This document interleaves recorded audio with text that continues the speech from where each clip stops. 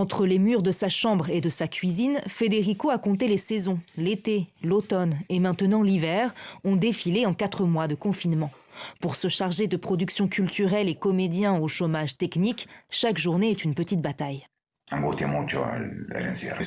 L'enfermement génère beaucoup d'angoisse, c'est oppressant. Le temps devient une sorte de chewing-gum qui s'étire. Ça me perturbe et ça provoque de l'anxiété. Insomnie, troubles anxieux et dépressifs. La santé mentale des Argentins s'est dégradée au cours du confinement. Et les lignes d'écoute gratuites mises à disposition ont explosé. Il y a des gens qui perdent leur vitalité, leur envie de vivre, car il est difficile de continuer à sentir de la joie et de l'espoir. Beaucoup d'adolescents sont très déprimés et chez les enfants, on remarque une grande augmentation des pathologies avec des phobies et des problèmes de sommeil. C'est un phénomène très net qui est la conséquence d'un confinement si long. Salut, aujourd'hui je vais vous expliquer comment ouvrir un tiroir. Pour se moquer de ces journées sans fin réduites à la vie domestique, Federico met en ligne des vidéos à l'humour absurde, comment plier des chaussettes ou couper une orange.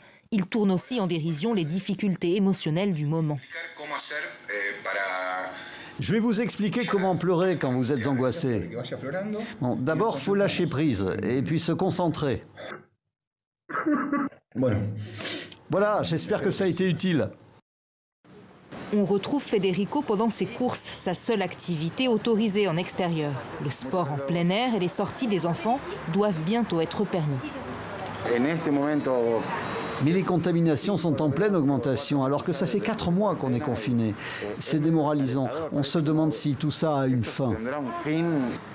Dans les centres-villes de la région, de nombreux commerces ferment. Ceux qui avaient résisté à 2 années de récession s'effondrent.